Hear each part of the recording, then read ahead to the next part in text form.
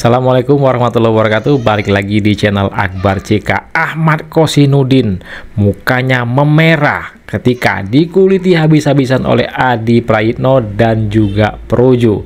Seperti apa video selengkapnya? Langsung aja kita saksikan videonya berikut ini.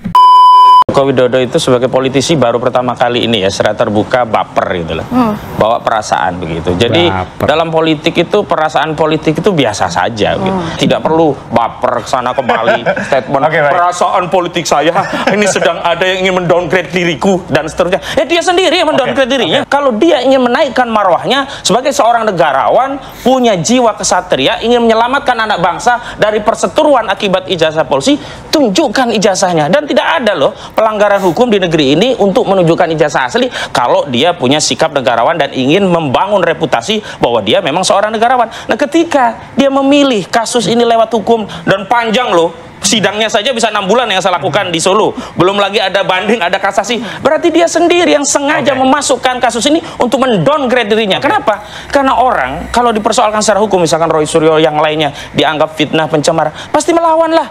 Ya, saya kira memang pertarungan politiknya agak sedikit bergeser. Kalau dulu memang domainnya sangat kentara hanya persoalan ijazah atau pemakzulan ya. Tapi sehari dua hari ini setelah ada pernyataan dari Pak Jokowi bahwa ada hidden agenda, ada agenda besar yang sebenarnya terselubung untuk mendowngrade dan merusak kredibilitasnya sebagai orang yang pernah memimpin di negara ini kan paradigma baru. Kalau dulu kan hitam putih perspektifnya, salah dan benar, lapor merapor, asli ataupun tidak dan seterusnya.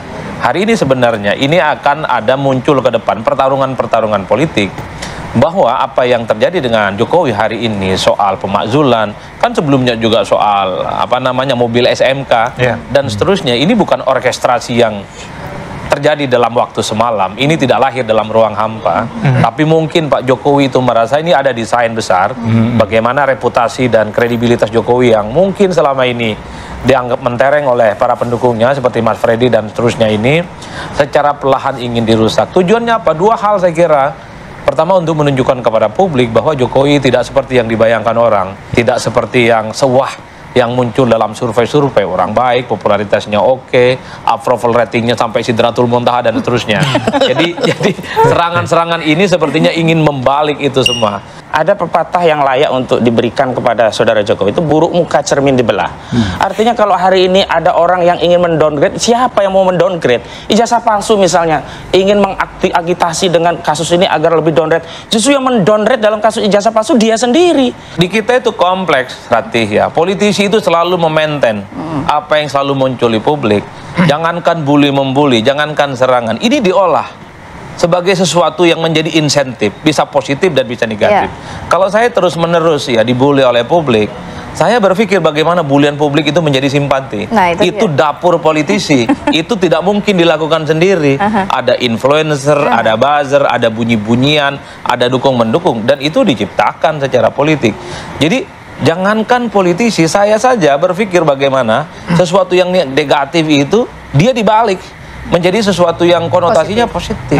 Jadi yang terjadi hari ini bukan hanya soal lapor-melapor, bukan hanya soal hitam dan putih. Ini adalah pertarungan politik jangka panjang misalnya. Karena kalau kita hitung rata-rata secara umum, ada kecenderungan di negara kita, siapapun yang sudah tak lagi menjadi presiden, sering kok mendapatkan kritikan. Dulu Megawati setelah tak jadi presiden kan banyak diserang soal Indosat dan privatisasi BUMN dan terusnya. Pak SBY tak lagi jadi presiden yang diserang masalah Hambalang, masalah Senturi. Tapi saat itu kalau bicara tentang PDIP, Mega diserang, PDIP pasang badan. Saat itu kalau SBY diserang, yang pasang badan ada Partai Demokrat. Per hari ini ketika Pak Jokowi diserang, yang pasang badan itu adalah Freddy pasang badan. karena tak ada partai. Karena tak ada partai. Mungkin nanti nunggu siapa ketemu PSI. Tapi kalau hari ini kita lihat sampai saudara Joko Widodo mengadu kepada publik, memang ada dua perspektif yang saya baca. Pertama, tingkat serangan politik itu mungkin bagi dirinya sudah terlalu besar. Yang kedua, daya tahan dan imunitas politik itu kian menurun seiring dengan tidak ada lagi kendali kekuasaan terhadap organ-organ kekuasaan untuk bisa dikendalikan dalam rangka untuk melawan ya agitasi-agitasi politik yang hari ini banyak beredar di tengah masyarakat. Itu sekaligus menurunkan dua hal ya. Imunitas kesehatan beliau menurun, sekaligus imunitas politiknya menurun drastis. Logika Pak Jokowi ini dikaitkan dengan kompetisi di masa yang akan datang. Karena per hari ini ada satu keyakinan bahwa Pak Jokowi itu masih sakti, magnetnya masih kuat. Jadi siapapun nanti yang diusung, siapapun nanti yang mendapatkan endorsement dari Jokowi, relatifly akan kompetitif. Siapapun calonnya yang nanti akan bertanding di 2029. Apalagi kita tahu per hari ini replika politik dari Jokowi adalah Gibran, wakil presiden yang masih muda, dan tentu saja karir politiknya nggak mungkin hanya selesai sebagai wakil presiden. Ada tahap-tahap yang mungkin difikirkan bagaimana karir politik Gibran ini sangat sustain. Dan publik juga tahu konsultan utama dari Mas Gibran itu tentu Pak Jokowi, bukan yang lain. Saya hakul yakin statement, gestur, dan apapun yang dilakukan oleh Wapres hari ini itu memang rasa Pak Jokowi, Pak. Jadi inilah yang sepertinya ingin disampaikan kepada publik. Bahwa hari ini Jokowi sampai baper kan, nggak pernah dia bawa perasaan politik, dan perasaan politik itu biasa saja. Dia 10 tahun dikritik secara keras itu biasa aja menghadapinya, bahkan masih guyon-guyonan. Ada masalah besar, satar gitu. Itu tapi masih bisa begitu. Kan berbeda saat itu sebagai kepala negara, sekarang sudah tidak. Nah, justru dan bahkan itu laporan polisi pastinya akan panjang, karena kalau mau jujur ya, perdebatan soal ijazah dan pemakzulan orang sudah mulai bosan. Jadi viewersnya, likes-nya, subscribe-nya itu mulai agak berkurang nih, mulai berkurang. Secara perlahan mulai meredup. Per hari ini algoritma yang muncul di medsos itu adalah pernyataan Pak Jokowi ini. Jadi ijazah itu di bawahnya, pemakzulan itu di bawahnya. Saya bicara hukum saja begitu. Dan kalau kita bicara tentang downgrade, siapa sih yang mendowngrade? Coba ingat laporan saudara Joko Widodo 30 April 2025 lalu di Polda Metro Jaya. Dulu itu kan hanya 4 orang yang dilaporkan. Tapi kemarin 2 hari yang lalu kami mendapatkan SPDP, surat pemberitahuan dimulainya penyidikan. Justru terlapornya makin banyak lah. Kami mendapat pesan dari laporan itu. Oh, ini saudara Jokowi mau perang bubat ini, mau perang semesta. Kenapa? Bukan hanya Egy Sujana ya, ada lagi nama sampai Abraham Samad pun jadikan terlapor. Ada Damai Hari Lupis jadi terlapor. Ada Rustam Effendi jadi terlapor. Ada Kurnia Triyono itu jadi terlapor. Selain Roy Suryo, Tifa dan Rizal Fadilah. Saya tanggapi sedikit. Jadi Pak Jokowi tidak ada melaporkan nama-nama yang disebutkan tadi. Ini sudah masuk dalam proses penyidikan. Berkembang, ada ditemukan dugaan tindak pidana di situ, ada pidananya di situ. Nah, kemudian penyidik dalam hal ini di dalam pemeriksaan yang sudah puluhan mungkin ratusan saksi dan banyaknya video, penyidik menemukan bahwa tindak pidana ini diduga dilakukan oleh nama yang disebut tadi. Jadi itu bukan laporan Pak Jokowi, laporan ini saya kasih contoh. Kami pernah menyatakan, bagaimana dengan Riza Fadilah, Pak? Oh enggak, kan beliau itu bersama TPUA itu datang ke rumah Pak Jokowi rame-rame, diterima Pak Jokowi mengatakan begitu Bang Ahmad? Enggak, ini saya sampaikan Riza Fadilah. Kenapa Pak Riza Fadilah nggak dilaporkan? Oh enggak, beliau baik-baik saja datang ke rumah saya, sopan.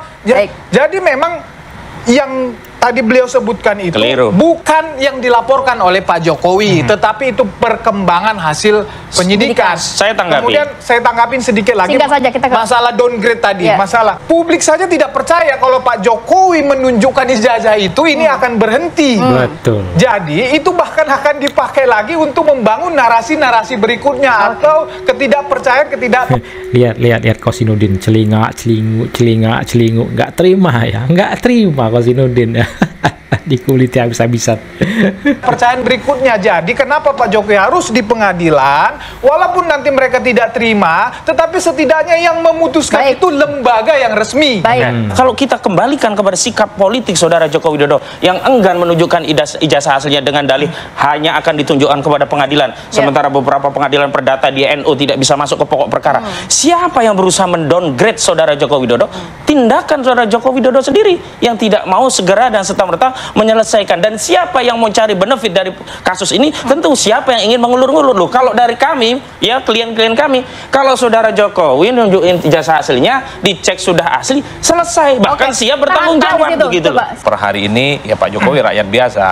Setiap orang itu memang mesti punya sikap terkait apapun yang sedang berkembang. Bahwa 10 tahun yang lalu pernah jadi presiden 2 periode, iya. Jadi mungkin kalau ada sesuatu yang kurang oke, tidak happy dan tidak nyaman, pasti bereaksi. Dan reaksi itu kan tidak mesti harus ditunjukkan oleh Pak Jokowi, tapi melalui relawan dan para pendukung-pendukungnya yang bermunculan di banyak tempat ya. Jadi bagi saya ini adalah hal biasa. Cuman yang selalu menjadi tanda tanya saya itu, kok rasa-rasanya kok masih Pak Jokowi itu sedang masih berkuasa. Jadi serangannya itu masih cukup kuat dan masih agresif ya. Kalau saya selalu mengatakan paling penting ke depan PR kita itu adalah bagaimana persoalan ekonomi, tentang kemiskinan dan kesejahteraan. Bahwa ini penting sih oke, tapi jangan sampai energi kita kan habis untuk urusan kayak gini misalnya. Itulah yang saya sebutkan, kenapa sebenarnya untuk hal-hal yang semacam ini saya tidak terlampau expose ya untuk berkomentar terlampau jauh. Karena ini adalah pertarungan politik yang bukan hanya terjadi hari ini bisa panjang ini. Bahkan bisa melampaui 2029, bisa 2035, 304 sekian lah macam-macam. Nggak perlu lah sampai 2009, 2030 dan seterusnya. Kalau nanti Biro Wasidik Barreskrim Mabes Polri mengumumkan hasil penyelidikan gelar perkara khusus memerintahkan Barreskrim melanjutkan proses penyelidikan dan kemudian 263 dugaan pemalsuan dokumen itu ditingkatkan ke penyidikan sama persis dengan yang di Polda ditingkatkan penyidikan, saudara Jokowi ditingkatkan menjadi tersangka, selesai nih. Karena hanya ada gula ada semut aja ini. Sepanjang gulanya masih ada, semut masih berkerumut. Kalau gulanya habis, selesai. Ini panjang ceritanya karena ini kan pertarungan antar lebah sebenarnya. Kalau saya mau sebut, ini istilah yang saya sengaja untuk munculkan. Jadi siapapun yang diserang ini pendukungnya banyak. Misalnya mengkritik Pak Jokowi, muncul semua para pendukungnya membela. Oh, banyak pendukung Pak Jokowi ya. Jangan dipikir pendukung Pak Jokowi segelintir. Yang segelintir itu mereka yang terus-terusan menyerang Pak Joko Widodo. Nyerang Pak Jokowi berarti menyerang semua pendukung Pak Joko Widodo. Begitupun dengan TPUA, kalau kemudian muncul serangan balik, juga muncul para pendukung yang saya kira per hari ini juga memberikan pembelaan cukup luar biasa. Oleh karena itu, ini yang saya kira tidak akan berkesudahan. Ya memang kita tunggu proses hukum yang saat ini sedang terjadi. Itu pun juga nggak ada jaminan akan dipercaya 100%. Pengadilan pun juga akan ditanyakan, bener apa enggak nih gitu kan, dan seterusnya. Inilah yang kemudian menurut saya tidak akan berkesudahan. Dan laporan dari banyak Polres yang dikonsolidasi ke Polda itu juga geng-gengnya Jokowi. Kita tahu itu semuanya pendukung Jokowi. Seperti beliau ini yang katanya tadi pasang badan juga untuk Jokowi. Jadi Jokowi, Golabatudzon, dugaan kuat Jokowi sudah tahu bahwa perkembangannya, penyelidikannya akan demikian. Tapi dia membiarkan itu terjadi. Berarti memang saudara Jokowi yang mau perang bubat dengan rakyatnya. Kan saya bilang nggak akan ada ujungnya ini. Nah, mendelegitimasi itu, mendowngrade itu kan paling efektif itu kalau Pak Jokowi misalnya jadi tersangka atau kena kasus hukum, itu kan paling cepat langsung brrrr kan begitu. Maka bagi mereka ini kan, ya bagaimana Pak Jokowi itu supaya cepat jadi tersangka, maka dilakukan terus-terus. Dan walaupun itu hak setiap warga negara melaporkan, it's okay. Tetapi justru yang mereka lakukan ini justru mengkonfirmasi bahwa memang mereka terus-menerus akan menyerang Pak Jokowi, termasuk isu apapun. Makanya saya bilang tadi, saya tidak percaya ketika itu ditunjukkan akan selesai. Enggak, ini akan ada terus, akan dipakai terus. Nah, dan itu sudah terkonfirmasi, telah menunjukkan bahwa mereka sudah cari kemana-mana ini bukti. Mentok. Nah, sekarang laporan baru. Kalau nggak salah itu tadi video tahun berapa, 2011, itu pun dipakai lagi kan begitu. Udah nggak ada lagi bahan ini. Tetapi pasti akan nemu bahan lagi termasuk nanti. Yang Pak Kasmujo waktu itu ya. Rumahnya, termasuk video itu yang dibahas. Iya. Justru itu kan dipakai untuk mengcounter yang video Pak Jokowi itu yang mereka berusaha lakukan laporan sebagai barang bukti.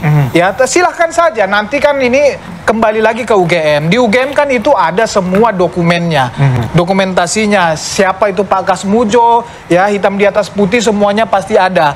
Jadi nanti ya, kalaupun ini berproses sama seperti yang laporan sekarang ini, baik dari TPUA maupun dari Pak Jokowi, semua akan dipanggil, semua akan diperiksa. Tapi ujungnya kembali ke UGM ini. Tadi dikatakan bahwa saudara Jokowi hari ini bukan presiden de jure, tetapi de facto dia punya kekuasaan yang itu dikonfirmasi oleh Purnawirawan Jenderal TNI pada 17 April 2025 lalu yang kumpul ada 8 poin pernyataan. Saya hadir di acara itu.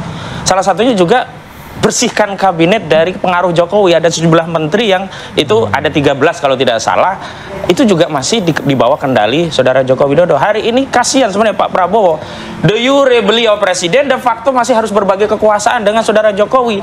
Nah, Purnawirawan itu punya pendapat kalau ya tangan-tangan kekuasaan Jokowi dipotong, biarlah Jokowi ya benar-benar istirahat sebagaimana dulu SBY istirahat, sebagaimana Megawati istirahat, selesai juga hiruk pikuk ini. Prabowo Subianto dengan Gibran ini kan satu kesatuan. Jadi power sharing setelah menang itu adalah hal biasa. Saya cukup yakin bahwa Prabowo itu tidak bisa dikendalikan oleh siapapun, tapi Prabowo itu sangat respect dengan mantan-mantan presiden terdahulu. Itu kan kan terlihat misalnya setiap sambutan politiknya menyebut Jokowi, menyebut SBY, menyebut misalnya Megawati Soekarno Putri, Gus Dur, Habibie, dan bahkan ya Pak Soeharto juga dihormati oleh Pak Prabowo. Jadi saya melihat Pak Prabowo ini sebagai mental model seorang prajurit yang menghargai para orang-orang terdahulunya. Jadi sekalipun ada desakan supaya menghilangkan dan menjauh dari mantan-mantan presiden terdahulu, rasa-rasanya sulit.